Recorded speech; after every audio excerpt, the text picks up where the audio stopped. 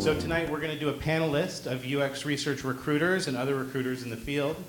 And we'll have kind of an open discussion. We'll do about 50 minutes of live moderating up here with Nancy. And then we'll open it up to audience questions until about 9:10-ish. At that point, then you can stay. The speakers here will continue to chat with you until about 9:30-ish. And then that's about the time we'll probably head on out and let security and the video folks head on home. So hope that you reach out to Kishori and Anais at volunteers.org and volunteers at baychi.org. Yeah. And enjoy the program. And I'll introduce Nancy here, who's going to be our live moderator and my program co-chair. Thank you, Michael. Thank you, Kishori. And thank you all for showing up tonight. I'm Nancy Frischberg. I'm a longtime BayChi attendee. As I was saying to some people, I've been coming since 1992, second Tuesday of the month. Not every time, but a lot of times. And usually I'm sitting right near where Adam's sitting in the front there, and I heckle the speakers, but tonight it's your turn to heckle me. Let me just remind everybody, BayChi is a all-volunteer organization, and we support ourselves with membership, so I encourage you to consider membership at BayChi. Any other housekeeping? I think that's most of it. So let me get right into it. We have on this side 2 recruiters who are not specializing in UX but are very experienced and have some design background. Immediately next to me, on my left, your right, is Deb McClanahan. And Deb was a graduate of Georgia Tech, and she can tell us a little bit about that. A long time ago when the female population was about 2%, I think you told us at dinner. 156 women out of 10,000 students. So how did you choose what to major in? It was an accident. Now reveal all. What did you major in? Human factors engineering. So that seems pretty relevant to tonight's talk, I thought. And Deb and I have had some talks about doing a program like this before. We just never got around to it. So thank you for being with us. And next to her is Harvey Alcabez, and he works at Houzz as an in-house recruiter. Houzz spelled H-O-U-Z-Z, and some of you may be familiar with it. Harvey, tell us about that. The company is, I guess, not typical, but the prototypical Silicon Valley success story. 7 years ago, it was a married couple running a little company out of their dining room. When I joined 5 years ago, it was 40-some people. Now it's 1,500, I believe. Nice. So it's not all in product development. A lot of those are salespeople and customer service and so on. But the office is right here in Palo Alto, right in downtown. And I can talk later on about the kinds of things we're looking for. Perfect. And on my right, your left, we have next to me Marina Georgievich. There we go. Yes. And Marina and her partner, who's also here this evening, have recently formed an external recruiting organization. Tell us a little bit about how you got there. Yes, so I've had over 20 years experience as a recruiter in different areas, pretty much here in Silicon Valley. The last few years, I've been focusing more on design and creative, and my business partner, Judy, over there, we've worked together 3 times in our career, at least. And we've always just been, kind of having this idea of starting our own firm. We have similar thoughts as far as really the relationships with candidates and clients, and really enjoy the creative space, enjoy interacting with designers, especially user research interaction designers, and it sort of just came up, so it's the right time. You're right in the right place now. Absolutely. So we, and it's very recent as to the point where our website will be launching hopefully by the end of the week. And your business cards are still wet. Yes, they are. Yes, they just arrived. So that's studio10sf.com. Very good. Yes, that was also on the website, so if people want to get in touch with you, yes, they absolutely, can. yes. And introducing our last but certainly not least presenter, the recruiter on my far right, your left, is Garrett Fowler. Fowler. Why did I? Oh, I know somebody else with that other name. Anyway, Garrett, you're at Airbnb, and how did you get to there? Yes, so I had an unconventional path, although I think nowadays to become a recruiter in and of itself is kind of unconventional. A lot of us don't say, like, I'm going to be a recruiter, Mom. So I, Deb, don't hold it against me, I went to Georgia, not Georgia Tech. And I actually majored in international relations and history, so I'll kind of talk a little later about how those things transcend into what I'm doing now. But I started in agency recruiting. Someone took a chance on me. I was there a year and got hunted down by Facebook, and so I was in Atlanta, and I made the move out here to the West Coast. I was with Facebook for a year and Instagram for 9 months. They're the same company, so same office here in Menlo Park, Palo Alto. And then I live in the city, and the next big step for me was Airbnb, where I've been for 10 months now. Both at Facebook and at Airbnb, I'm a design recruiter. I'm specifically working on product design. At Facebook, it was called product design. At Airbnb, it's called experience design. So yeah. Okay, so I want to follow up on that a little bit, and maybe this doesn't apply, or you'll tell me how this applies at House.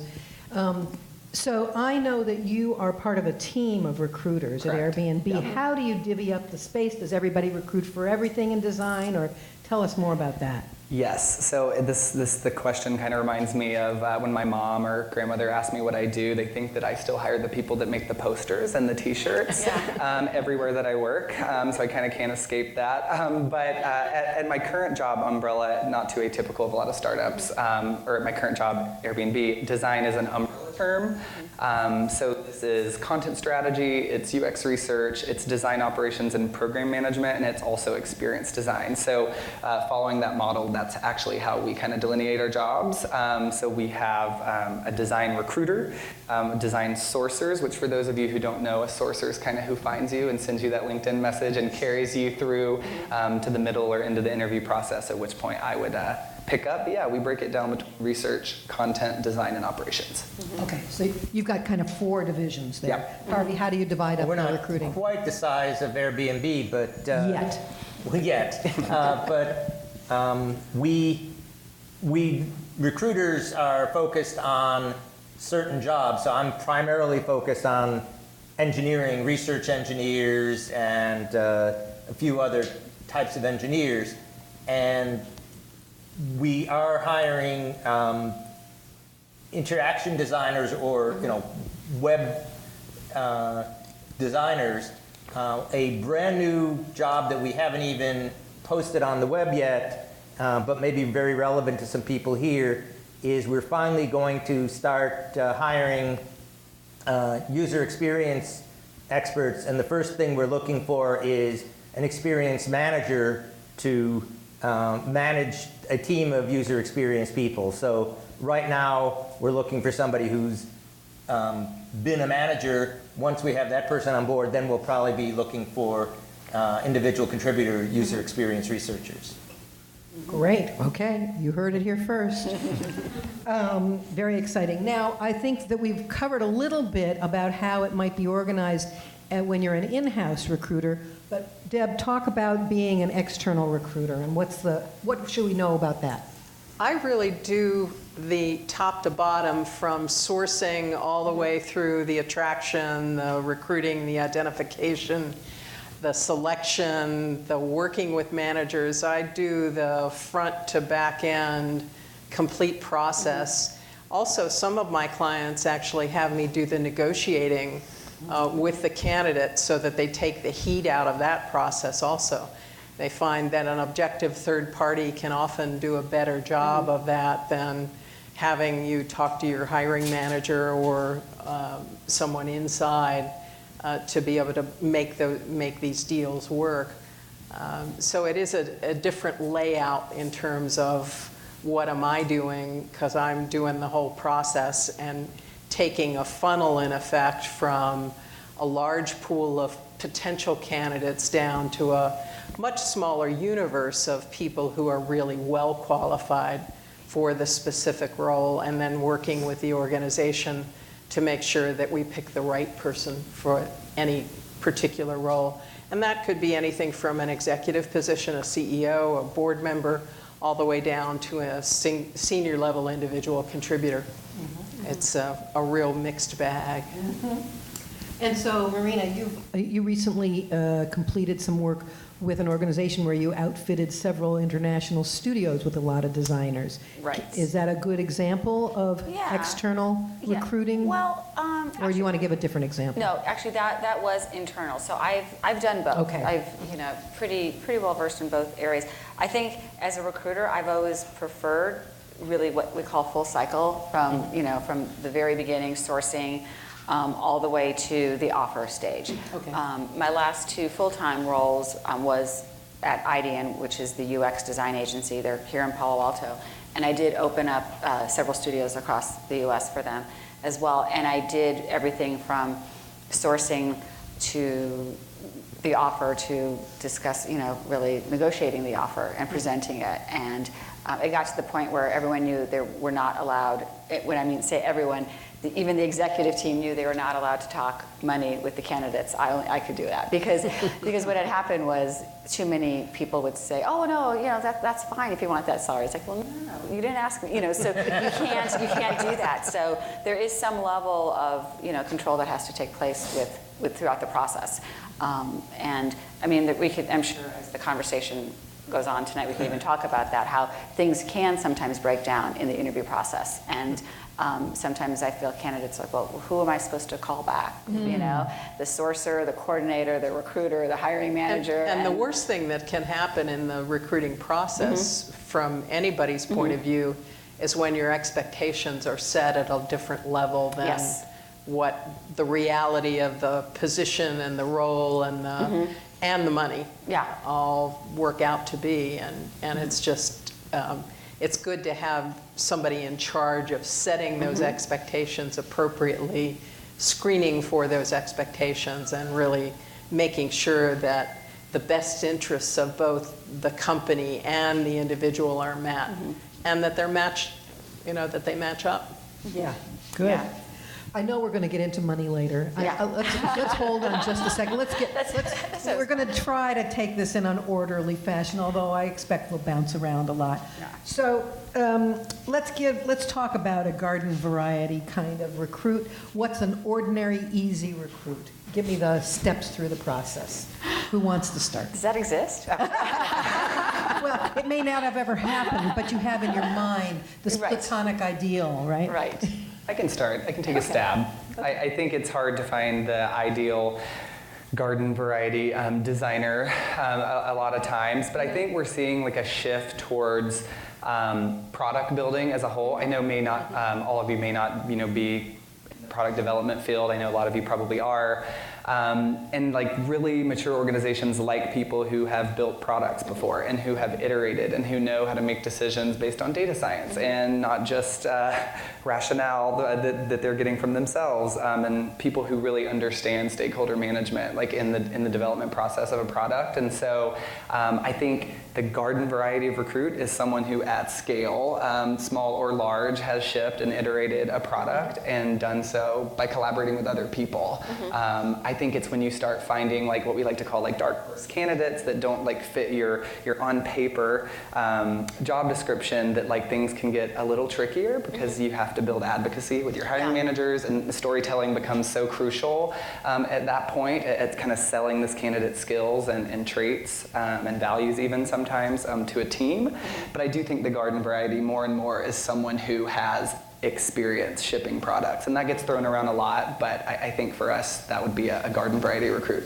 One other thing I'd add to that about the product builders is that we actually have here in Silicon Valley kind of a demographic hole, if you will, because so few product managers and developers and product builders were hired like in 2007 to 2010, there's really a demographic hole in there. And I think that also contributes to, let's make sure we have someone that is an experienced shipper of product. Totally.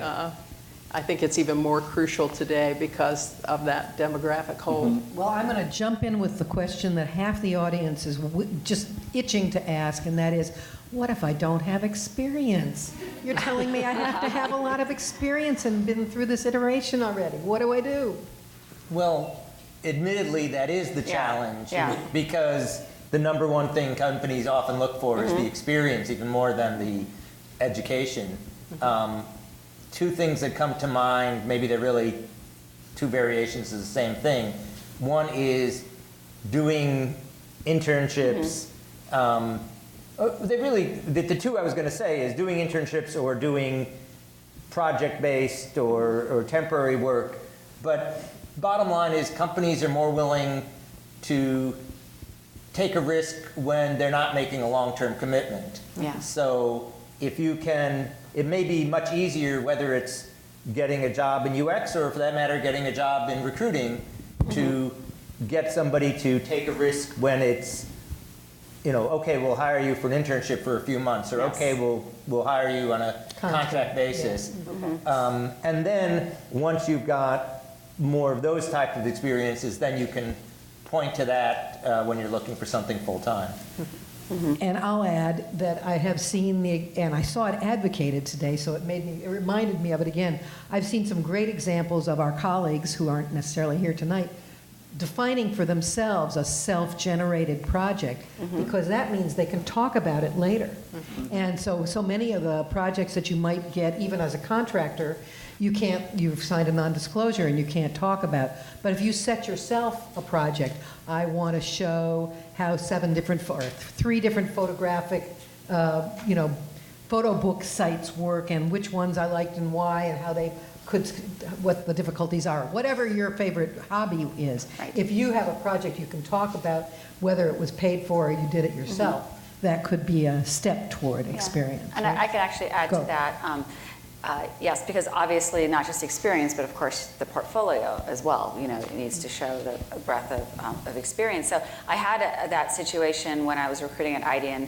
Of course, being a UX agency, we want to see on the portfolio that there's the versatility, not just sort of one look and feel on all the different projects. So I had interviewed a gal, and I loved her portfolio, but her resume, I thought it was funny because she only really had 2 jobs and they were both in gaming. And I thought, well, this does not look like a gaming portfolio because there was a great variety. So I brought her in, interviewed her, and I asked her, I said, well, you have a great portfolio, you only have one example of something that's, gaming. And she said, well, yeah, because I don't want to stay in gaming, so why would I make my portfolio reflect gaming? So she did absolutely that. She did self-generated projects of things that she would love to work on. She took on just some pro bono projects, volunteered, and we hired her.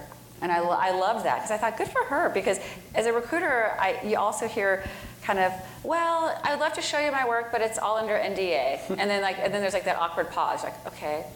Now what? So, or, kind of like blaming, well, if I only had an opportunity to have more, I would. And so just make it happen. That's all I can say is just create it. And it caught my eye, and I just like that proactiveness on her part, so. Super.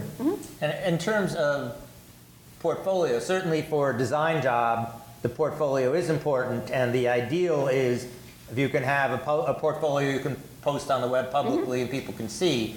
But a reasonable compromise may be a portfolio behind a password where you get permission from the client. I'm not going to post it widely, but I would like to be able to show it to a few limited prospective clients or employers. Great, that's helpful. All right, now we started talking about portfolios, so let me ask you to rank order the importance of the various components that I'm going to have to put together to show you.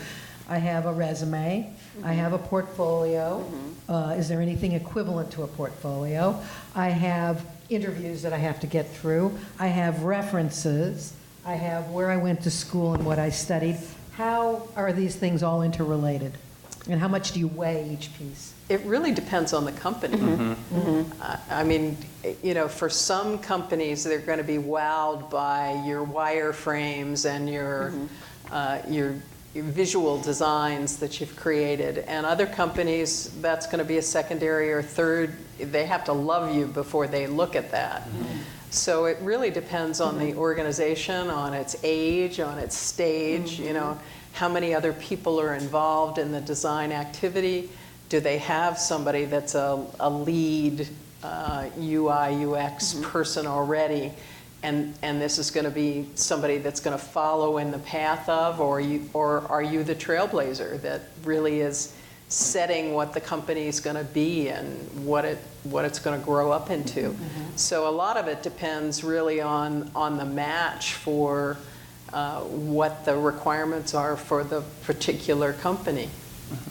I would add that I think while I don't always review a resume, because LinkedIn is so prevalent these days, I'm sure everyone in the room has a LinkedIn, I would hope.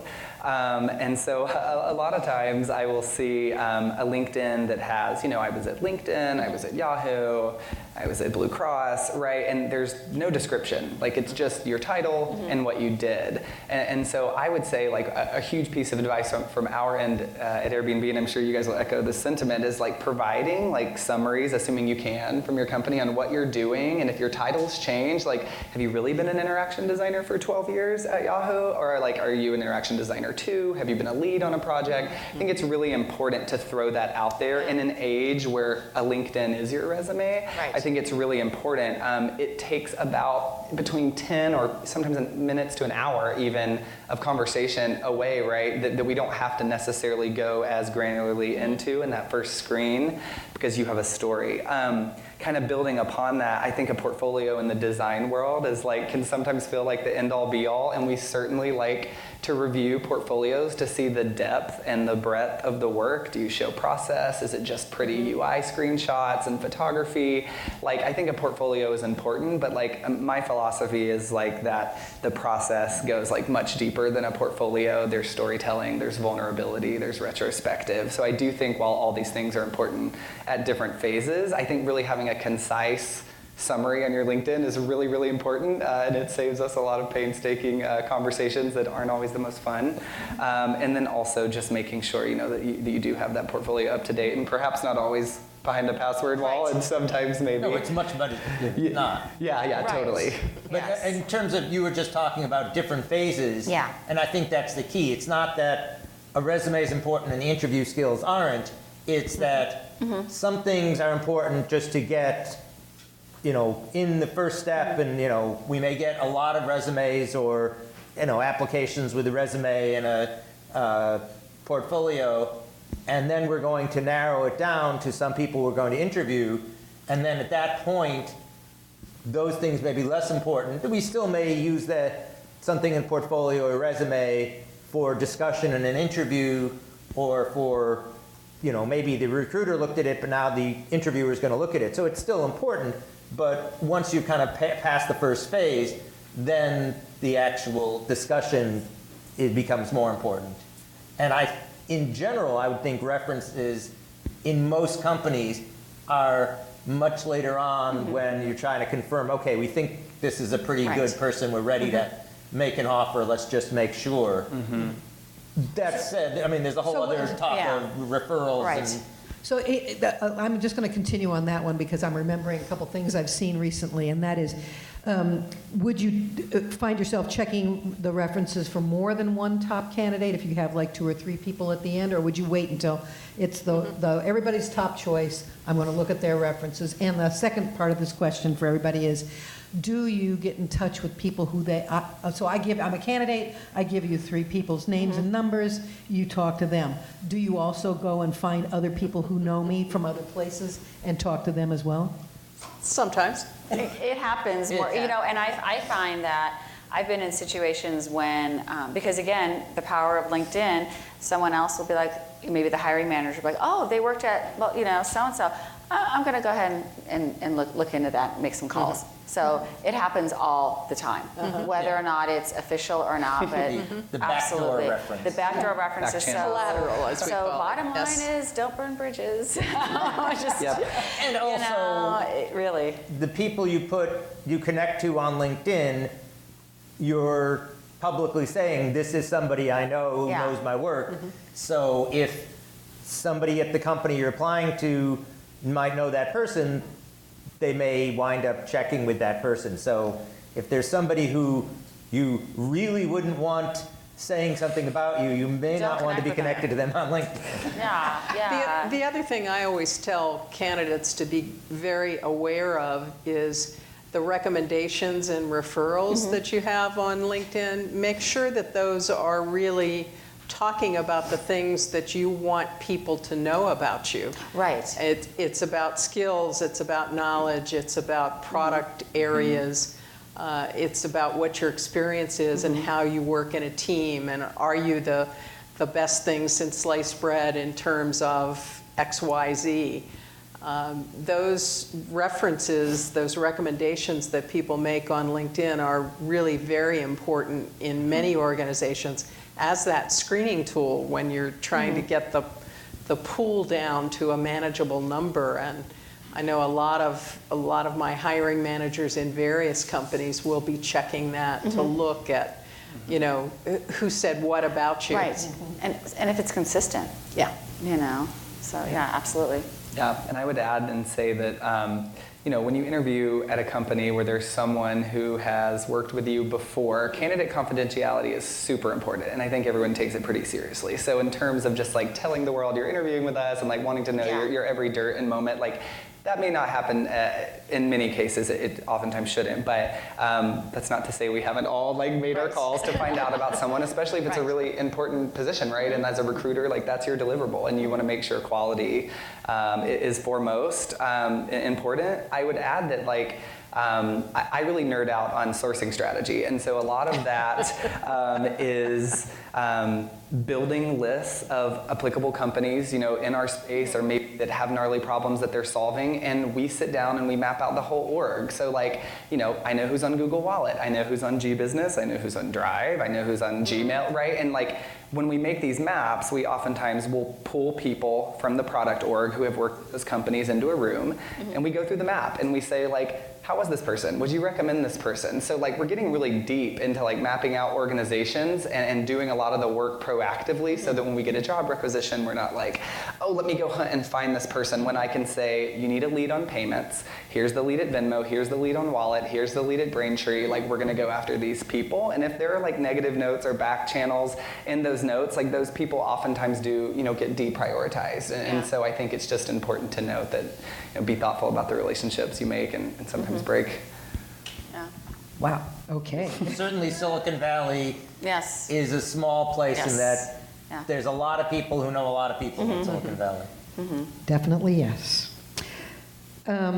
Okay, so let me go into some other directions. What are the kinds of expectations that applicants rightly should have of you and that they sometimes wrongly attribute to you? I mean, I think it's certainly very fair for them to expect a company to get back to them. Yes. Follow up. Especially if the company, once the company starts a dialogue, I mean, if a company's getting tons and tons of applications for a job, some companies may consider the automated reply saying, we've got your resume, we'll let you know if we've got a match. They may consider that sufficient. Ideally, it's good if they close the loop. But certainly once a company has reached out and responded and talked to you, then it's a very reasonable expectation, although not always filled, that the company then close the loop with you. Sometimes it's just, oh, we're still trying to figure it out and we don't know, but you know, it doesn't always happen, but it should. I think another reasonable expectation for the candidate is that they will have a reasonable time frame in the process. So many times I hear from so many candidates that, well, I interviewed, 12 times at Facebook and it lasted, 6 weeks and then I didn't hear anything. So I think it is a reasonable expectation that the process is as swift as we can make it, and that the loop gets closed at the end. Okay, Yeah. thank you. Yeah, and I think, on that same note, sometimes as the recruiter, you literally do not have an update because things get stuck at, different levels.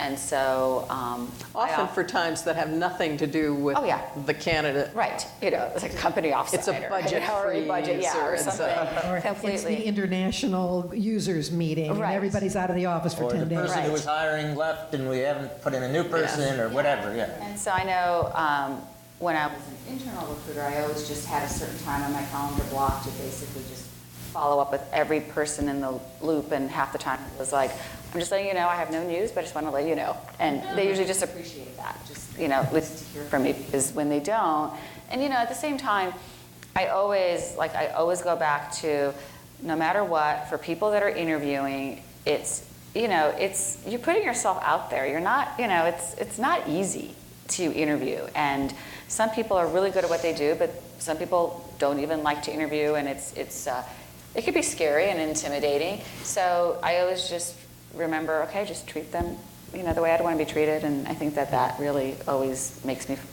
really want to make sure I just follow up. But there's so many times where, as a recruiter, you literally have no control about the timeline. But I do like in the beginning to set expectations as far as this is what you can expect with our interview process.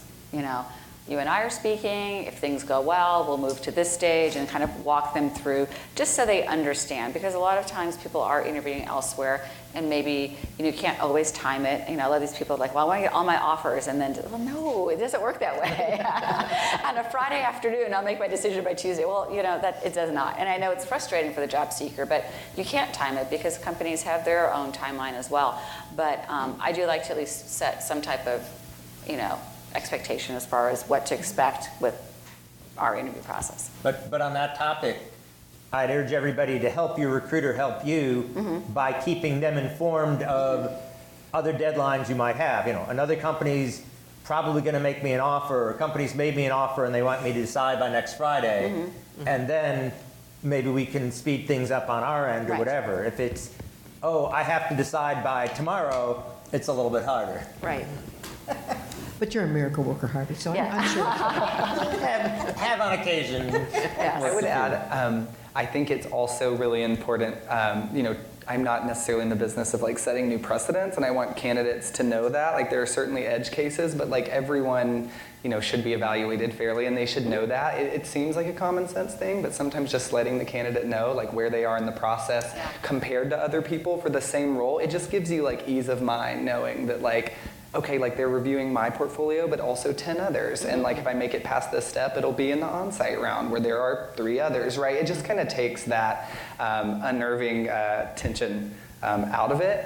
And I would say another thing that I get a lot is level, salary band. I think, at different parts of the conversation. Say a little more about that, because I'm not sure everybody is familiar with those terms. Yeah. And so that's worth digging in a little bit. Totally. So, jobs internally are leveled in different ways, and the different levels or grades are often used for accounting purposes just as they are for org design purposes, but they oftentimes have different pay bands, and they often and most always report to a variety of people, and there are dotted lines, and there are direct reports, and there's the lead you'll be working with, and sometimes it's you don't even really work with your manager that much, right? And so I think setting expectations on a range potentially if they ask is sometimes important, and regarding level and reporting structure, that's kind of what I was gonna add to this, is that I think it's really important to be transparent with a candidate about who they will be reporting into.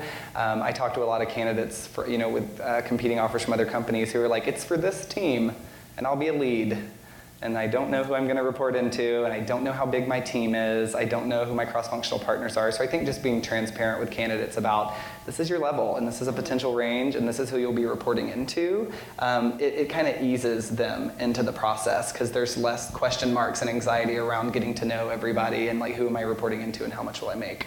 So let me just repeat something you said and make sure that I'm understanding the same terminology the same way. So there might be several different levels, Right. and each of them has several bands of pay within them. Is that correct, or is it the reverse? Yeah, so at Airbnb, and I can speak for my time at Facebook as well, each role usually has a band, and it seems almost a little head scratching to some people of why would you set a band, right? Maybe someone fits this level of this role and and they make more, or they make like substantially less. We do it because internal parity is like really important. It doesn't feel good, you know, when someone comes in at your level with similar years of experience, or maybe even less, and they make more. It's unnerving. It doesn't make you feel valued, and so we do that to keep a close monitor on internal parity, to make sure that everyone at a similar level with a similar contribution to the business are being paid fairly. Marina, you and I were talking over dinner about this new law that's passed in New York City. Right. And it has potential to be more widespread. Right. Why don't you talk about that for a minute? So basically, as recruiters or hiring managers, or in the interview process, not being able to ask what your current salary is at. And so I think that, you know, there's different ways to look at that. I always think about just, you know, if this is the particular, and again, it's going to be different. Like for a company like Airbnb, you already have that really preset. This is what the position pays, and it's this range, that's it. At other companies, it could be a little bit more, a smaller company could be a little bit more flexible, or you can get creative with compensation, this and that, depending on the candidate. But really, the whole idea behind it is just for equal pay, which I think is great. And Right, so that if somebody, by telling you what they've been earning most recently, they're also limiting themselves in a way to what they could step to in their next job. So if I got hired in as a woman who, with a somewhat old-fashioned boss, let's say, they may have offered me less than they offered a man entering at the same time. Right. And I would never recover from that if I had to keep saying every time. Right. So I think it's great What to I'm be able being to paid. keep people at, you know, certain, you know, or not, well, people, but also the jobs and the levels at a particular range, so it's not all over the place. But I can't tell you, and I'm sure all of us have been through this, where you'll be interviewing someone and you're like, wow, you know, this person's like perfect, they've got everything, and then you ask them where they're at, and like, that's all you're making? Like, it could be crazy. Or that happens a lot when people relocate too. You know, I just moved here with my spouse from Chicago, and this is what I was making, and you know, when you tell the hiring manager, great, we could hire them and save money, you know, and I mean, that's not really right, because then, again, you can't even the playing field that way. So I mean, this is And going it costs a little bit more to live here than right, Milwaukee or yeah. So it'll be interesting to see how it all unfolds, I think. Yeah, I the think whole that's a idea whole- of market-based compensation, where you are paid not based on what you were making last, but you're paid based on the competitive market, is something that's a principle of compensation consulting and compensation practice. Yes. And the idea that the ban the box piece and the, you know, the no asking about the prior salary, it may help with that. Yeah. I'm hopeful. Yeah, and I was just going to, on your last question that you started off with, as far as what is our responsibility as far as recruiters, and I'd like to actually open up to all of us as far as when candidates ask for feedback why they didn't get the job, how all of us handle that. Thank you, good one. That's always interesting to me, and I like to give some information, but not everything. I like to make sure, because you can really open up a can of worms, and you could also open yourself up for, you know, legal action? Yes, Can we say the word absolutely. legal action? We can legally say legal. And I understand, and because people want to know. So give an why. example of what would be an inappropriate thing to say and what would be an appropriate thing to say. Well, I'm just thinking of like realistic, or things that I've experienced. You know what, we like them, but they're just way overqualified for what we need right now. But we really like them. Or I feel like a chorus line, I really need this job. yes. Or I think that a lot of times, and especially this has happened in design too, is, you know what, they're so talented, but they don't present well. And we need someone that can articulate their design and be with other stakeholders, and they just don't present well. And So how do you give that feedback? Well, something like that, I don't give feedback unless they ask me.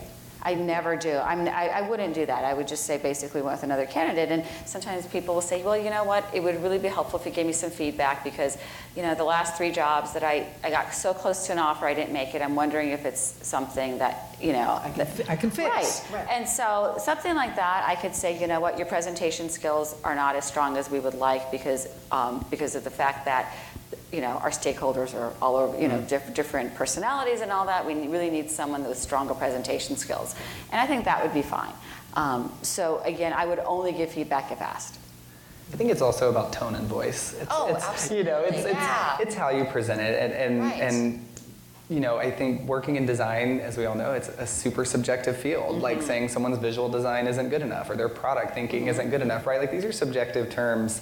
And I think it's really easy to be offended by feedback if not presented the right way. I'm a huge fan of feedback. I think especially for designers, even if it was something totally granular, that was one small thing that someone else had and they didn't get hired, I do think that even if it was just the case of someone being slightly better than someone else, just providing that small granular piece of feedback and saying, like, you know, based on what we've been seeing, it's just not up to par here. Right. You know, I think that's like really important for people's growth, and I have seen people take the feedback super to heart and go and like do another portfolio piece or like continue the conversation with us. It's kind of like the American Idol effect, you know. Some of those people did it like 5 times until they actually won, right? And so I guarantee you they were the ones that took the feedback and went and worked, you know, on whatever small thing it was, you know, to make them better. So A lot of times also I think it's a matter of the match to what the size and scope of the job is. Totally.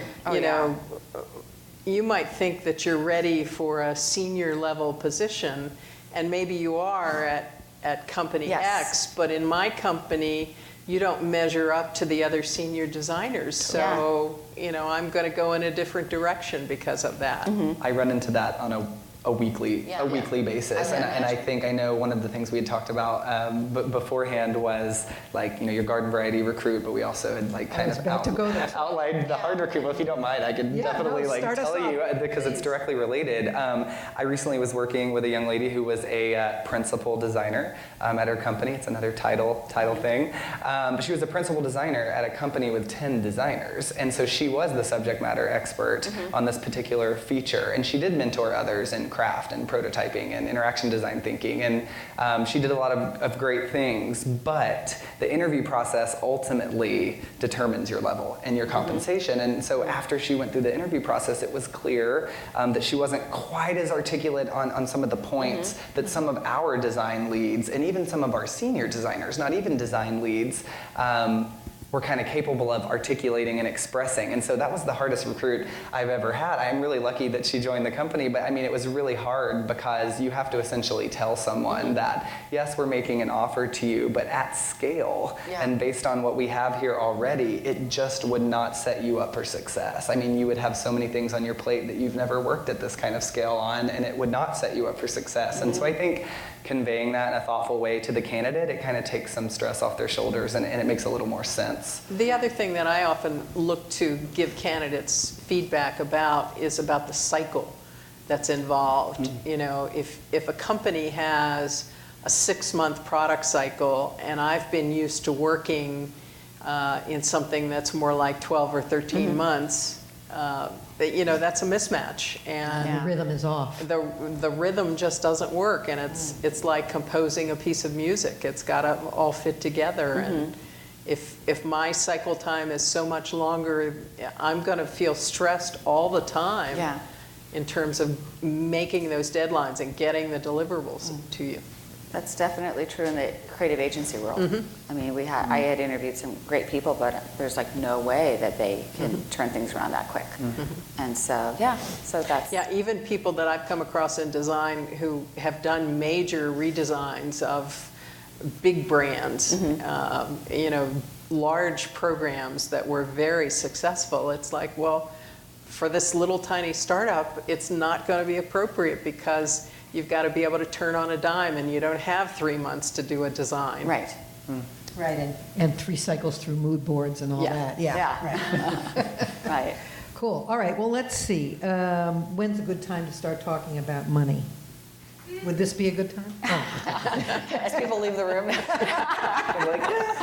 So, for example, do you often ask people what their salary expectations are at the first interview? I don't. I tend to maybe say a little bit about, for somebody who's very experienced, I may say, as a startup company, we may give a little less than some companies in short-term compensation and a lot more in long-term, stock option compensation. Just kind of setting some very general guidelines of, is this a structure that you can live with?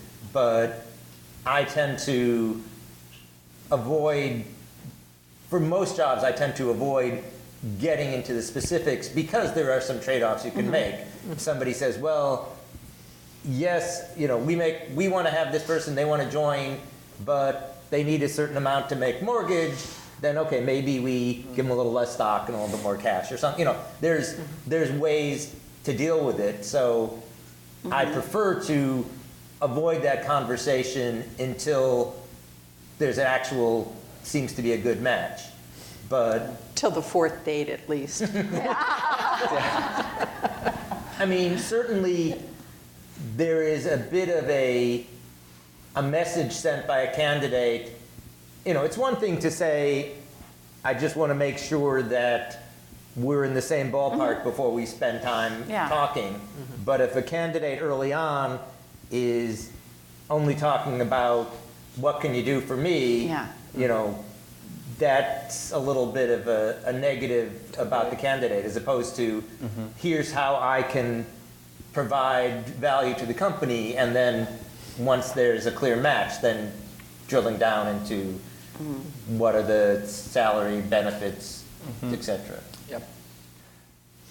Any difference of opinion here? No. I think No, okay. I similar. like to have an early conversation to understand what the moving parts are of a package for someone. Yeah. And, is stock more important to you than cash? Do you have 3 kids in college that you need to pay for? What's the driver? Have they just moved from, Chicago to San Francisco and they're feeling the heat of the housing cost here? I try to look at what are some of the parameters that drive the success factors. Yeah, I usually talk about it a little bit earlier, just kind of open up that conversation, because that also is, because some people, we're all motivated by different things at different times in our lives. I mean, there's times we take jobs that it is about money. There's times we take jobs because it's about work-life balance or commute. It's not always the same. And if I am talking to someone and it is about money, I need to know ahead of time. And maybe it works, maybe it doesn't. But I think it doesn't have to be so specific, but just at least open it up. Because you don't want to get to invest a lot of time even with the interviewers and hiring managers if it's like just such a big difference. That's the only thing. So it doesn't have to be as specific, but there are people that are like, I love my job, I love designing, but where I'm at right now, it's such a small company, I just need to make more. Okay, well, making more, what does that mean to you? So just make it conversational. So are people aware that they can ask for things other than money? I mean, do they know about stock options? Yeah. I mean, certainly at Airbnb, yes, they do. Here, yeah. In Silicon Valley, Yeah, Silicon Valley, in yeah. Silicon Valley they do. People coming from the other parts of the country, or maybe people just coming out of school aren't necessarily focused that way, but certainly anybody who's worked in Silicon Valley for any length of time, they're very aware of that. I'd say people from agencies also sometimes, if you've been at IDEO and Frog, your whole career, or RGA, or whatever agency you like, they oftentimes don't have equity. And so that's something that they are like completely in the dark on. Right. And so a lot of times I'll have the conversation about let me tell you our philosophy on compensation, and let me tell you the tiers of the package, that we have. And I like to kind of go through that with them early on. I will say similarly to Harvey that I save it for the 3rd or 4th date, whenever we're actually getting further down the rabbit hole and it's something I actually need to leverage, to get an offer. But there are times when I see okay, someone was at Facebook in 2005, like, okay, like or 2006, right? Like, I probably need to talk to them about compensation because there's a chance that they have like $5 million in equity, and it doesn't matter if I pay them $1, $2, $3, $400,000. Yeah. That's a big pull. So I say when I see people who've been at really successful startups or even non-successful startups where they may have a lot of options versus, stock units, it's a conversation I like to have to make sure I don't get all the way down to the offer stage and the golden handcuffs like keep me from closing the candidate. So, And I think as a recruiter, so when I'm recruiting for not in-house but for other companies that maybe their compensation isn't as high, I mean, I just have my radar. I know certain companies, like, there's no way that I know who gets overpaid. You just do, right? We all do. Like, how many times we call on people from Netflix? We never. If anyone here at Netflix, it's like, there's no way. I mean, yeah, that conversation is just, you can't compete. So, I mean, there's just, it's sort of the realization. But people could, I mean, for example, somebody could say, well, I want to work part-time. I want to work 80%. Right. So in other words, that's what I always do. The first interview is find out what someone's motivation is. Again, it's like, I want to work remote on Fridays. I love the fact I heard you guys have, flex schedule, so it could have nothing to do with money. You could have, just my husband's starting his own business and I want benefits, and you guys have great benefits. Okay. At least they're being honest. Right. And so, Right. so everyone again is motivated. Recruiters should never assume that we know someone's motivation, because we don't. And everybody has a story, and it's our job to find out what their story is and what motivates them. Good. And so how often do you find that you can, and somebody might ask for negotiating around things like professional development or education, or maybe paying for memberships in professional associations like Chi or Bay Chi, stuff like that? I would say that people will often ask, do you guys do tuition reimbursement? And it's usually more of a question. I don't know if I've ever had that negotiated though for Bay Chi. No. Bay Chi costs $20 for the first year and $15 thereafter. So you might be able to afford it. Yes. I might get that kind of question from somebody who's in the middle of a Stanford MBA program or something like that. People like to negotiate PTO. That's the one thing that they like to throw out there, and it's very rare that that's negotiable, because that's not fair to other employees. It's why does the new person get 5 weeks off, and I've been here 3 years and I only get 2 weeks. You can't. But I would probably that's a common request. Well, and I often bring it up because I joined IBM when I was very old, relatively, and they have a policy. They used to. I don't know what the current policy is because I haven't been out of there for a long time. But they used to have a policy that if you were age 40, you automatically got your third week of vacation when you came in. You didn't have to wait the 2 years, 3 years to earn it. And so I thought, well, that was reasonable. They assumed you'd been doing things all this time, and you shouldn't have to start over at 0 weeks, Yeah, I've heard in other countries it's actually based on how many years of work experience you have rather than that's that nice. Work experience at this organization, right. So I want to promote that idea for some of the more experienced people in the audience, and I also want to represent, before I open it up to general questions, I was given a question before we came in the auditorium, and we did talk about the situation for junior people who are less experienced and have to create their own portfolio projects. What about hiring more experienced people, those of us with gray hair, for example? I would say, when hiring more experienced people, there are a lot of really good designers out there. And some of the best designers that I've ever talked with are people that are just not a match for Airbnb, or they're just not a match core skills-wise, but they're still some of the best designers, smartest designers, articulate designers, that I've chatted with. And I think it's one of those things to where storytelling becomes critical, because there are a lot of designers with 10, 15, 20 years of experience who've worked on enterprise products, consumer products, anything you can think of, brand campaigns. And at that point, it becomes about two things. It's storytelling, but it's like retrospective as well, right? Like how you communicate what you've done. Can you make an enterprise product visionary? Can you sell the work that you did on a back-end freight inventory tool for Walmart? Can you like make that exciting? And can you talk about how you enabled others? Can you make it visionary? I think for more senior individuals, like you're expected to come into an organization and provide leadership, whether that's explicitly as a manager, whether that's as a mentor. And so I think storytelling is super, super important. And I think, as I kind of put in my bio like 2 days ago, last second, I think vulnerability and retrospect is really important. If you're someone who's kind of like being a designer, it takes a little bit of an ego, right? You have to say like, this is right.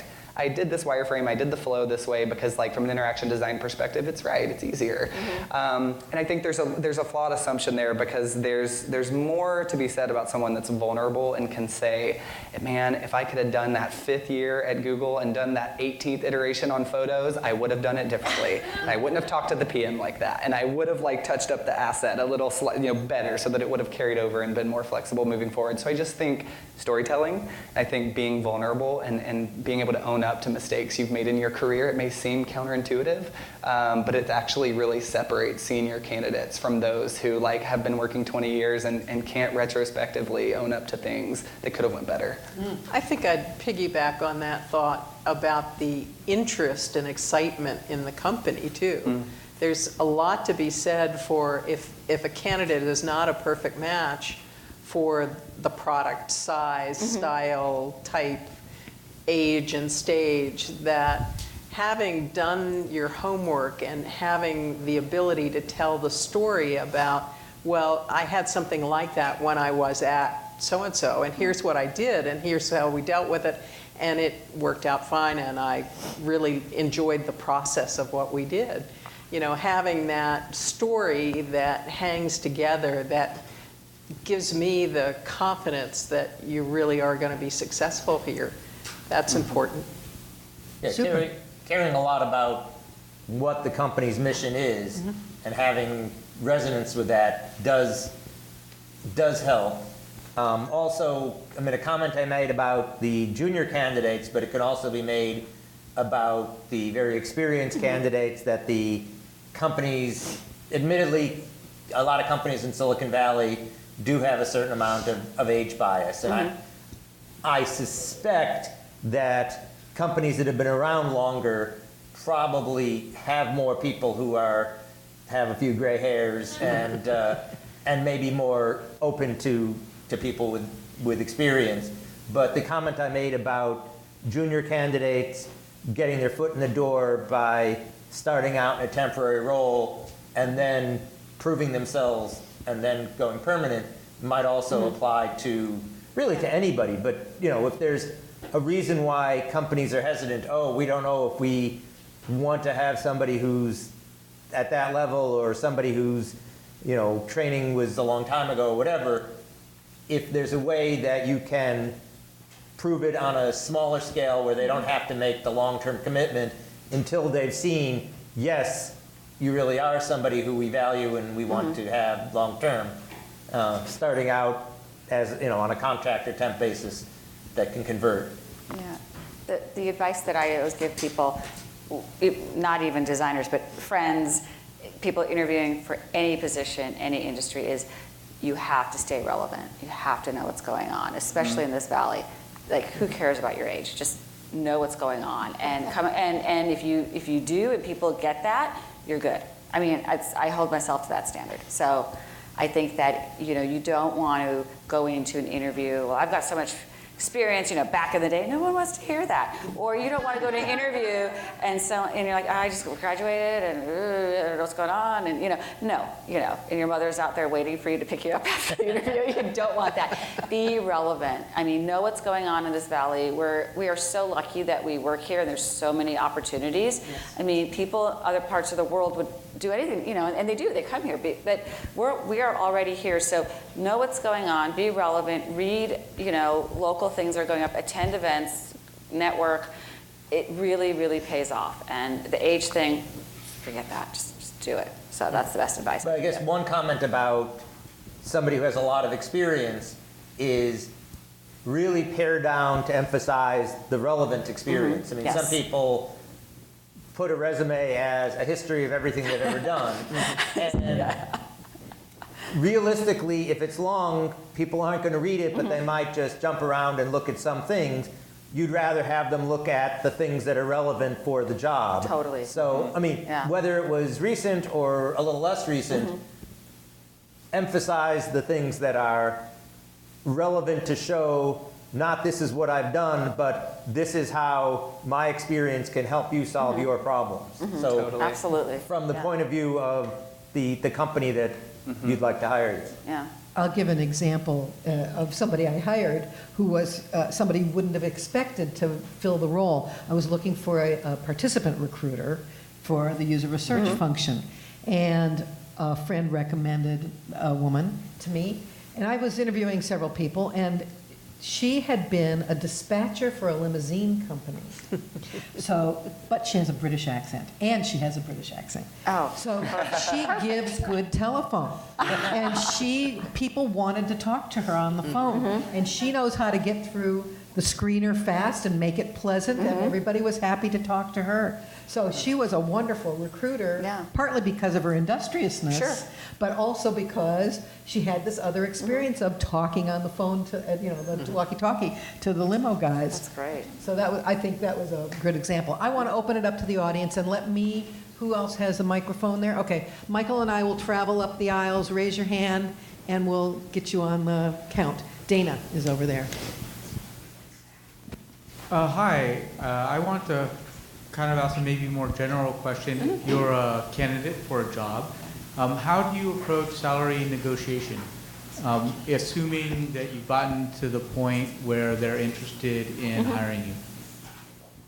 Any advice or suggestions? So usually when you're at the offer stage, there's a number given. I'm assuming if hypothetically you're at the offer stage and, as a recruiter, we would say, we're interested in moving forward. And this is, because I've always given a verbal offer before I send anything out. And then that's sort of when you open up that conversation. And so, as a candidate, you're hoping it's going to come in where you want it to. And then from there, I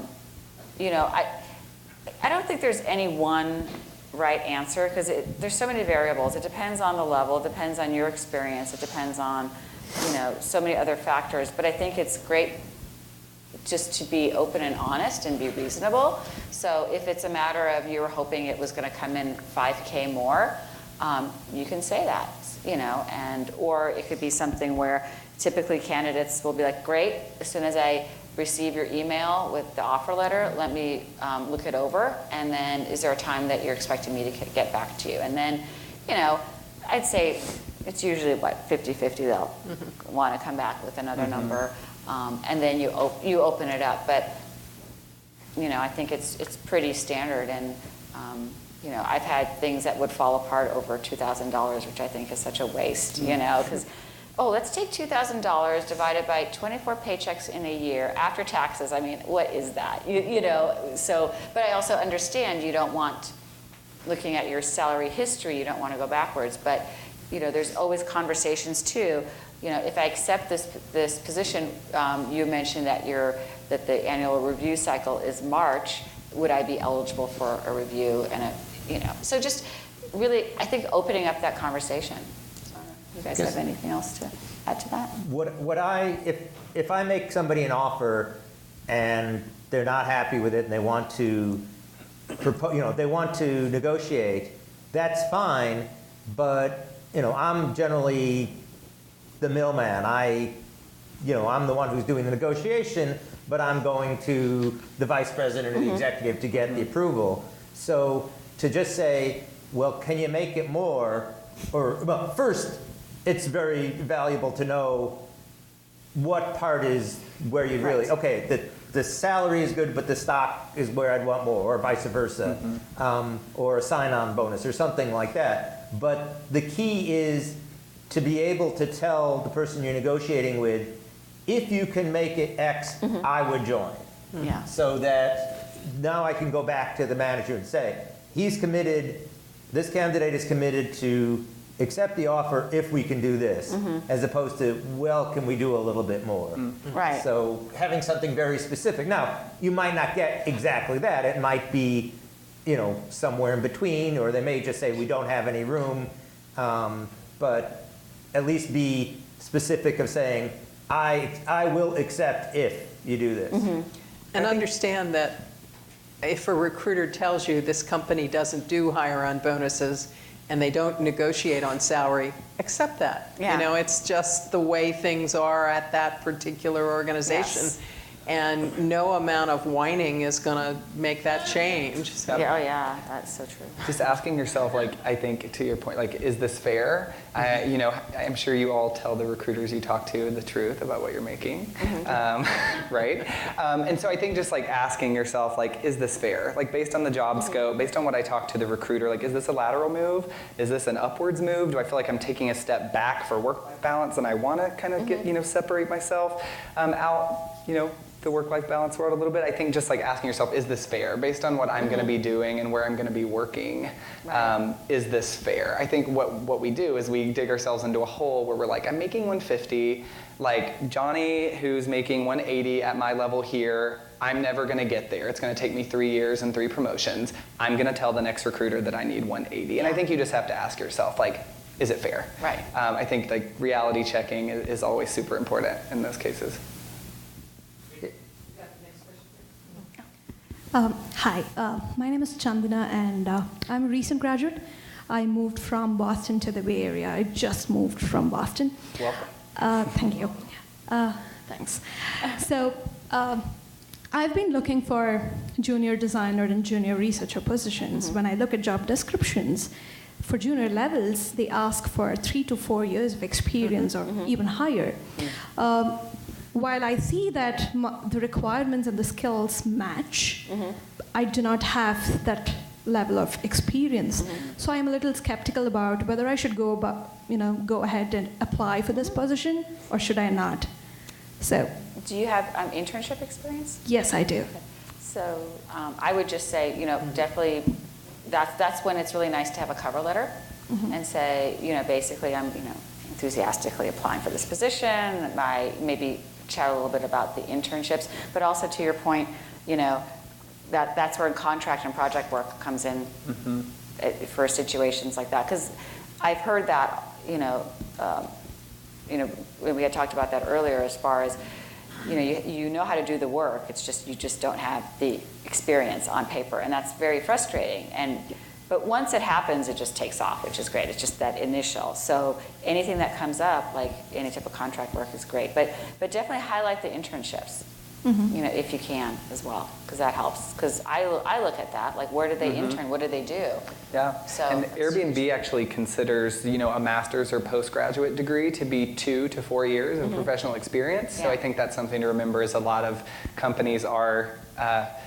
Counting that as professional work experience. I also would say, I have no issue when I partner with a hiring manager to write a job description and they say, well, I'd like someone 5 to 7 years of experience, give or take. If someone amazing with 3.5 years of experience and a solid track record applies, I'm not going to not talk to that person. I wouldn't. I think it's more when you're going through inbound things and it's you are currently the manager at a sub shop and you want to be an experienced design lead. It's that's wonderful. I'm sure your job now is wonderful as well, but I don't see the relevance. I think that's when we run into the issues of no, I have to pass and let you know that I'm passing. But for something like years of experience, I would say most of us are super flexible. Yeah. Because it's more about domain and scope of the role. Absolutely. Okay, thank you. Hi there. Dress codes run the gamut here in the Valley. Oh, yeah. So I'm just curious as to how much importance is given to appearance throughout the interview process and with the hiring decision. I think you want to match what your expectation is for the job. So, for instance, if I'm going into Facebook and I see everybody in khakis and T-shirts, and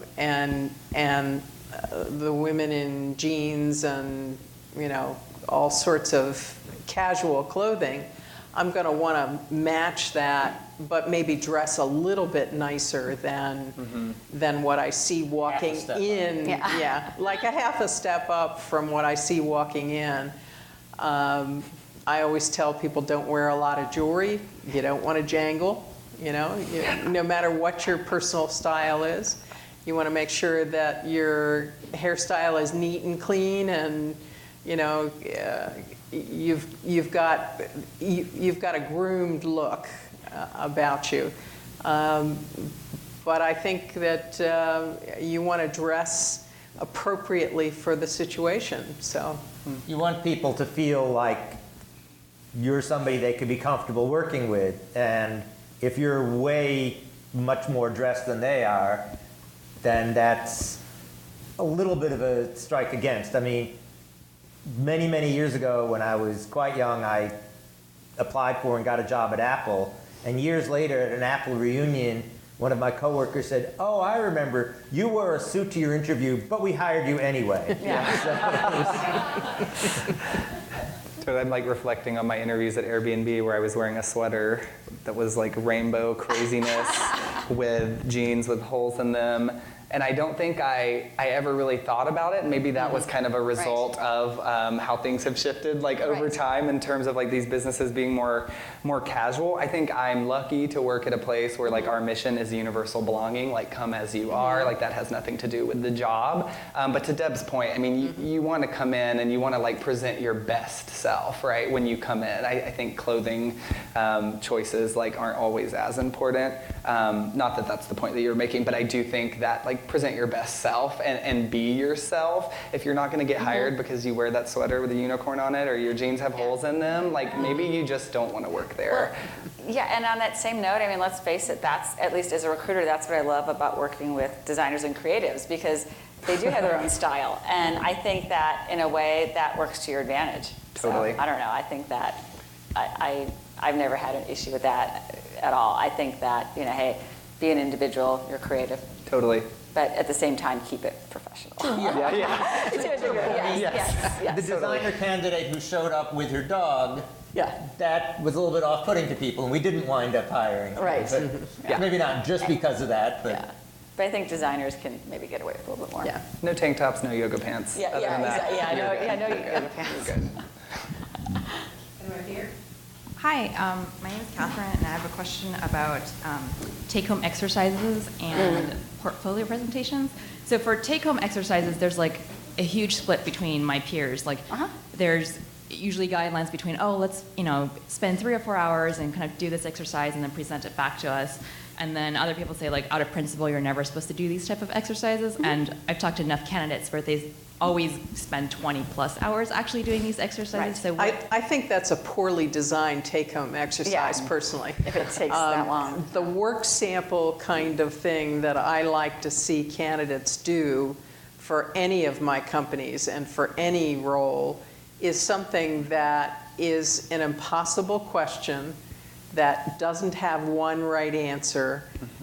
You never have enough information in it, but I always tell you, this should not take you more than an hour or two, and it should fit on one page. And what I'm going to do with that work sample is I'm not going to just read it in a vacuum.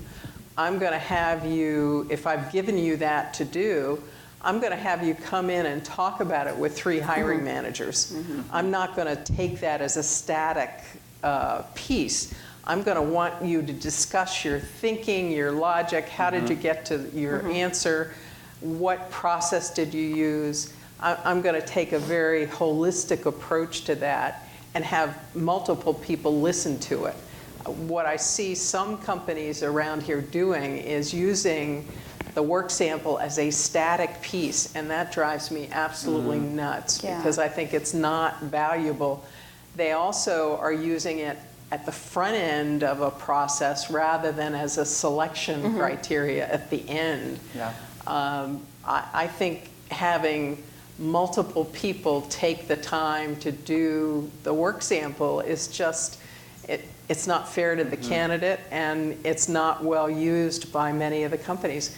A friend of mine just went through a process at Facebook, for a senior level position where he was given a nice sized work sample, but it was reviewed by one person and it was used at the beginning of the process rather than further on. And it just struck me as unusually not fair to either the candidate or the company.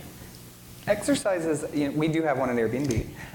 It allows you to kind of showcase your process, any peripheral skills you have, show your narrative design, your storytelling. I'm a fan of storytelling, if you couldn't tell. So the design exercise we give is, I almost have the prompt memorized by now. It's, reimagine a digital product of your choice that showcases your problem-solving abilities, and it's super broad, right? And a lot of people get really frustrated because they're like, I'm going to spend 15 hours on this, and it may just be a portfolio piece that you never hire me for. So to your point, it can be frustrating. And there are even people inside of the company who are like, get rid of the exercise. At Airbnb, we're craft focused. If you know our brand, you know our product, they're synonymous. And that's purposeful. It's because we have such a high level of craft. And I think craft gets confused for visual design. And people think that their visual design isn't going to be good enough to get something out of an exercise. Like, I'm going to do wireframes, I'm going to do research. It's going to be the best, most articulate exercise you've gotten in a while, or you've received in a while, rather. And it's not going to look good enough. And so I think just being discerning when you're taking these exercises about taste versus visual design, they're different. You don't have to be a visual designer to have a good story, to be articulate, and to have a good choice of color, gradient, and type, right? Like when you're doing these exercises. To be able to talk about your process and how you got there. Totally. Yeah. And I think on the opposite point, a more technical point, is a lot of people ask why. Why wouldn't you just look at my portfolio?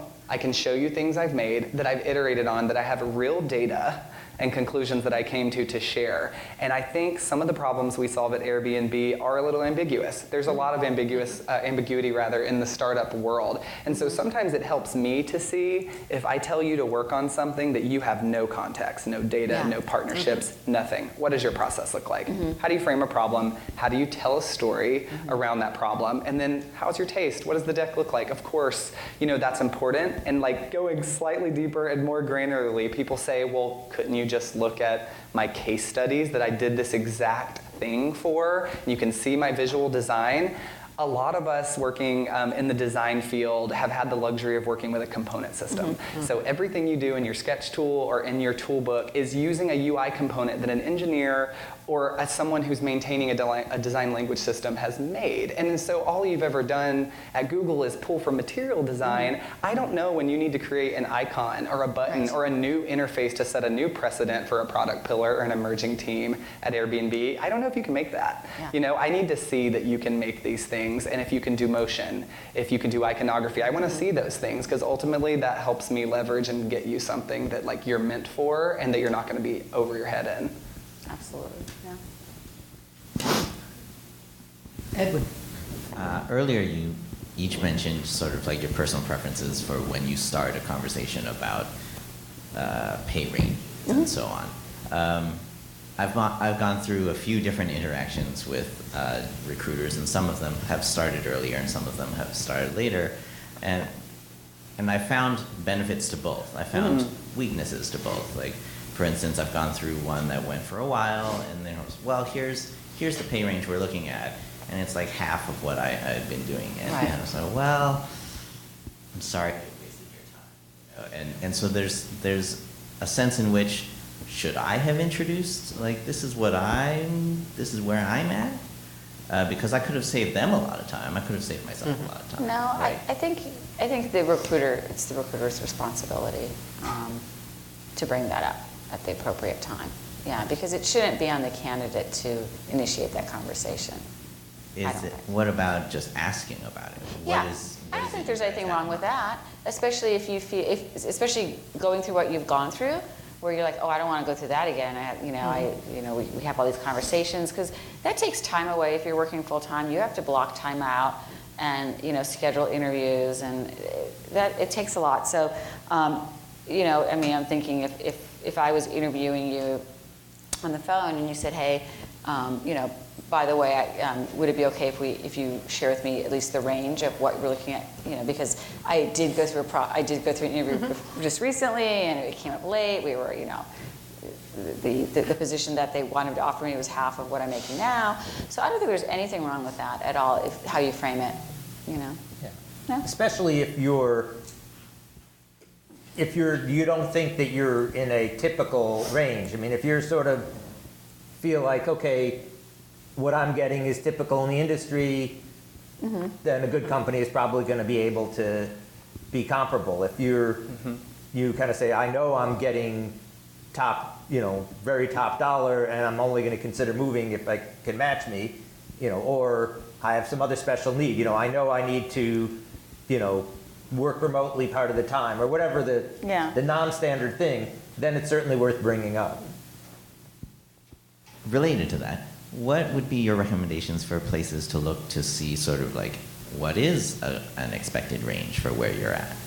I think Glassdoor is pretty accurate for the most part. I know ours is like pretty close. I mean, these things change, especially at startups. Valuations change, funding changes. There's often like, failures even at large public companies that can cause valuation to go down of the stock. And so I think know the company, do your research. If they haven't received a Series, A funding and they're 25 people, like you might not make as much, right? It may be, to Deb's point earlier about knowing like what's more important to you. Is it equity? How much is this company worth? So I think the onus is sometimes on the candidate to do some digging. Going in blithely unaware of anything about the company's pay range or structure or valuation or even like successes and failures can oftentimes be a plight in and of itself. And there are some good sources, if you search around on Google, you can find some good sources besides Glassdoor for actual data that's been collected. It may not be immediately current, it may not be this year's data, but you can at least get some qualifiers, if you will, about what a senior person might make in your particular job title. Hi, my name is Teresa, and I just want to say we really appreciate your candid insights that you shared with us today. My question is kind of about sourcing. I was wondering if you guys can say more about that, especially because so far it sounds like it's such a complex dance between the recruiter and the candidate surrounding this idea of opportunity and fit. And I think sometimes we find a posting where we're like, oh yeah, we're a good fit, but maybe you guys are already far along in the hiring process, already having candidates in mind, or the other side of it where it's like a good fit for us is possibly opening up, but we may not become aware of it, and so like sometimes like finding a good position starts feeling like the odds of winning a lottery. So just kind of going back to this sourcing piece, I think could also, when we see your point of view, makes us feel less like, are we no good? One of the things I always emphasize to candidates about finding a job is that your best way in to a particular company is always as an employee referral. So think about your friends, neighbors, relatives, whomever, who work at companies that you think you would like to explore, and see if they can watch for positions within the company and take you in as an employee referral. Because to me, as a staffing director, as an internal person, as well as an external recruiter, I'm always looking for those employee referrals because they're a great source for every company. Absolutely. And I mean, certainly if there's somebody who actually knows your work, that's the best. Maybe next is somebody who knows you, who can just vouch for you. But if necessary, maybe your college alumni organization, you can see, okay, who went to my college and works at that company, and whatever way you can have some commonality with somebody to get an introduction, and have them say, yes, I've met this person seems hardworking and bright and ambitious, this is somebody we ought to at least look at. When we get a lot of applications, and some are just coming in blind and some are coming in through an employee, at least we're going to give the employee referrals a little bit longer of a look. Doesn't mean they're guaranteed anything, but at least they'll get a little bit more attention. Yeah, the advice I would give you is a few pieces of advice. Number one, on your LinkedIn profile, I don't know if you're aware, but you can flag yourself that you're open to new opportunities. and only people that have LinkedIn Recruiter can see that. So if I'm sourcing and I put in all the fields that I'm searching for, the first place I go to are the people that are looking for opportunities, just because I know they're the quicker to respond to my outreach. Next would be if you see a job posting, like if you go to LinkedIn, because a lot of jobs are posted there for other companies, it'll tell you who posted the job or who the recruiter is. My advice is don't connect with them, because that's annoying as a recruiter you get, because I'm like, who are these people that want to connect with me? I want to know them. Just send them a nice quick in-mail. As recruiters, we look at a lot of resumes and profiles and emails all day. So it's not so much our attention span, it's just our eyes are trained to just like look at the main things.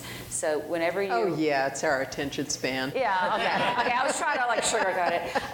So my advice is when you reach out, make it short and sweet. Like, I'm super excited about this position. Would it be okay if I email you, directly or something like that? And then the third thing is the same with a cover letter. So that will also set you apart. Try not to like copy and paste the cover letter that you send to everybody. And I understand, if you're applying to 20 jobs, you do want it, but try to personalize it. Try to make it just, honestly, just a paragraph and something upbeat. I'm so excited about this role, and bullet point. For these 3 reasons, this is why I think, you should interview me. Yeah. And that's fine to just ask for the interview. That just grabs their attention, because again, we're looking at so much, and for every so often someone will just stand out. I'm like, well, that was really nice of them to reach out to me, and wow, they do have this. So things like that can set you apart and get you noticed, and not get you in that black hole that your resume goes to. Totally. I think brevity and personalization Yes. are key. We live in a world where we live above the fold on our Yes. screen. And so research shows Yes. that people will not read emails that are longer below the fold. It's why resumes that are longer oftentimes, will not get as thorough of a scanning. So I think brevity is key, but I also think personalization is key. I spend a lot of my time doing content strategy, for lack of a better word, because I'm looking at how someone represents themselves on LinkedIn. Are they wearing a suit and tie? Are they kind of laying on a beach somewhere, just like chilling, goofy? Like, maybe I'll use an emoji to reach out. Maybe I won't. If you have a black and white like headshot photo and a tie, maybe you may take yourself a little more seriously than someone else, right? And so, it's all about strategizing how you're going to reach out. And I've had a lot of success. I would say a mentor who I worked with at the first agency I worked with says, always send an email, never use a template, always personalize. Always personalize. Good, bad, ugly, personalize. I would agree. I've had candidates see where I went to school and that, I'm interested in softball and football, and they'll literally say, and this may sound cheesy, but they'll say, go Dogs in parentheses, which is where I went to school. Love Airbnb design. Or and I'm like, oh wow, you went to the deepest, darkest crevice of my LinkedIn and found that little nugget, and I'm totally going to talk to you now. If they say go Dogs to me, it's a no-go. Yeah, exactly. Yes. So make sure you don't mess that up. Exactly. I'm from the rival college. Right. Yeah. This is the Georgia equivalent of Stanford and Berkeley, so just watch out here. Hopefully that answered your question a little bit. Ready? Yeah. Yeah. How do you define success in your role, and how's that changed over the years? Good question. Well, I think that we do this because we love it when people get hired, and we love companies hiring. And for me, I love being a recruiter because I always have something to show for my work. I could have a bad day, and then I'm like, but yeah, I did extend 3 offers in the last 2 weeks. So okay, I'm okay, I love the fact that, giving job offers, that changes people's lives. It's great. I love being able to tell a hiring manager, I know this is what you wanted, but let me tell you about this person I just met. They might not be exactly, but you've got to meet them. And they're like, fine. And then it ends up, so I just love it. I love hearing people's stories, and every person's unique, and that's why I love what I do. So, yeah. And we're given, transparency. We're given metrics. Like, I sit down with my manager and she says, like, I need you to write 5 offers this quarter. And like, you better bet that's on my mind, right? I want to make 5 offers.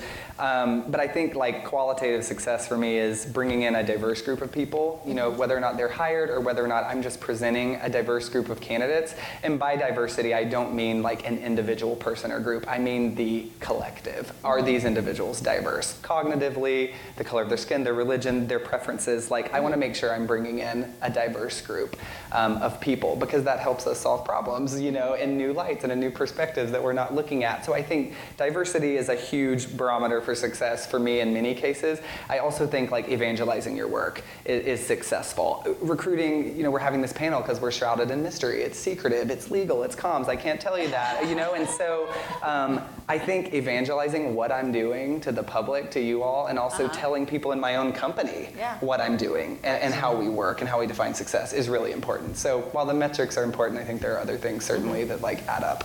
And in terms of, in the long term, actually having built a team of people who are liking their job and staying there, that's the long-term success is, yes, I had a part in building this team, building this company, and people are happy in working there. Yeah, I think the metric of success for me is the success of the treasure hunt. Finding that special ingredient, that secret ingredient, secret sauce of one person that brings something to a team that really makes it, leverages the skills of all the other team members in a way that hasn't happened before. That to me is really the fun of being a recruiter and finding those folks and attracting them and getting them to really listen to what I have to say about a particular company. That's really where the juice is for me. And like seeing the impact of what these people are doing is just incredible. I'm so lucky to be able to talk to people who are designing some of the products that I use and sometimes abuse, on a daily basis. I think that it's so important and it's gratifying to like see people in the real world doing the job and like you're seeing their work and you've talked to them about it. Like that may not be like on paper, that may not count as a checkbox, but anecdotally speaking, I was so lucky to get to work on the Facebook Live team. And I hired the original 2 designers, on the Facebook Live team, and then seeing like what that did, like what those people were building and like causing change in the world, and like all these things that were happening aren't new, but Facebook Live was, right? And so like just providing transparent moments, like seeing that ship is just, it's better than anything. You're responsible for all that bad video. No fake news. It's all real. No. Okay, I think I'm going to make this the last public question, but then we can certainly mix and mingle. I have one more question too. Okay, I'm the lucky one. So my question was, so when you guys are looking at user research candidates, how do you evaluate that differently from your prototypical UX design candidate, and perhaps also specifically from the point of view of what you look for differently in their resumes, in their portfolios? Yep, that's my question. I don't work on research, so I'm going to plead the fifth. I have worked on research, so I actually worked on research at Facebook. Nice. For a few months, and I think at that point I was looking for people with corporate experience, because user research at Facebook had to be quick, turn around in 2 weeks. So I mean, someone from academia, that wouldn't be a good fit at that point. So I was looking for relevant experience. I think when I worked at IDN, the agency, I was looking for researchers that, we hired researchers more on a contract basis, so really kind of a breadth of experience working in different environments. So it really depends. I think it really depends on, because I hired a lot of designers that had the research experience as well. So it really depends on, I guess there's really not one size fits all for that. It really depends on the company looking to hire, whether it's an agency, creative agency, or a large company, small company, consulting. Size of the team. Yeah. I think about the research positions. they're so specific about really yes. looking at the skill that matches the particular role. Somebody from an agency might be good for certain kinds of corporate positions, but for the most part, certain corporate positions really do call for somebody that's been in a corporate role. Yes, definitely. So how do you make that, how do you get that experience if you've never had it? It's, again, that catch-22. Yeah. Yeah, and often the hiring managers, at least their initial bias is, oh, I want somebody who's done something like what we're doing. If we're going to do an e-commerce product, I want somebody who's done e-commerce, and not somebody who's done enterprise software or whatever. I mean, sometimes it's possible to bridge doing something different, but it's certainly an uphill battle as opposed to doing something that at least is somewhat related to something that you've done before. So here's the topic that didn't come up, I realized, as we were talking and people were asking lots of great questions. Talk a little bit about the difference or the comparability in value of my having an undergraduate degree, my having a graduate degree in exactly the field I'm applying for a job in, my attending a code academy or general assembly, or going to a lot of Chi workshops. How do you evaluate what I studied formally versus, with less depth or something? I'd say the first thing that I'm going to be looking at is experience. And admittedly, that's the hard first step, but I value somebody who had relevant experience more than somebody who's had the theoretical training. So that said, while maybe if I had a choice of somebody who just completed a bachelor's versus somebody who just completed a master's, the person who just completed the master's might be more relevant. I think given a choice of somebody who completed a bachelor's and then spent the last couple of years getting real world experience, that person may be much more attractive than somebody who had just the coming out of grad master's degree, but only the theoretical experience. But again, it depends a lot on the job, the company, the rest of the team. Yes. I'd also be looking for how much interaction does this person need to have with a team, of stakeholders of various departments that they've got to interact with on a regular basis, or are they more sheltered and they do a presentation once a week or once a month to a design review board or some other sort of functionary. So I'd look at that match of the soft skills as well.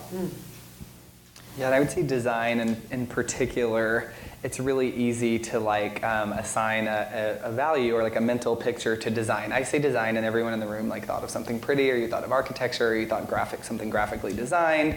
I mean, I like to think of myself as a designer on some days, right? I'm designing a really good experience, I'm designing processes, so I don't necessarily think that, I think because of what we assign the value of design as being, it can sometimes, as a recruiter, especially new in the design industry, to say I'm going to go after the Carnegie Mellons, the Washingtons, the Cincinnatis, the RISDs, and get all the low-hanging fruit, right? And that's great because those people are great designers, right? And those programs are wonderful programs. Two of my favorite hires, I guess that's a weird word to use, but people that I've hired. One was the drummer for Ashlee Simpson, for those of you who know Ashlee Simpson, and he was a musician, and he started creating posters, and then he got asked to do other posters for other bands, and then he was doing T-shirts, and he was self-taught graphic design, and he ended up being the lead Imagineer at Disney and working on the original Apple Watch. So it's he had no design degree whatsoever, and he still got to work on some of the most breathtaking projects that I think a lot of us still interact with or have some kind of effect on us. So I do think there are even plenty of people I've hired who don't even have degrees. So I think in many instances it's how you carry yourself, the kind of work and experience you have. And I don't know if I mentioned storytelling, but it's pretty important. It's pretty important too. Well, I guess the bartender that I just hired as the design lead for my little manufacturing company, It really must have had a good story. Yes. Yeah. He had a degree, he had 4 years of design experience, and most recently he'd been a bartender for 5 years. Yeah, you hear degrees that you've just like never heard of. I hired someone last week whose degree was medical illustration. I had no idea that there was medical illustration, but it turns out that, or I knew it existed, but I didn't know it was its own field, and it turns out like that's a really nuanced and technical and tough field to be in. And it actually, it ended up being extremely relevant, just like a lot of content strategists and writers I hired for the search team at Facebook a couple years ago. They were library science majors, because we needed people to organize metadata and tag all that information. And like, how are you a writer when you're working on search when it's all populated by a user, right? And so like, there are people from non-traditional backgrounds that are sometimes better than people who have the graphic design or the HCI degree, for sure. I want to thank all our panelists for participating tonight, and I want to thank the audience for some great questions and long attention span. Yes. This was great. Thank you. Thank you. Thank you.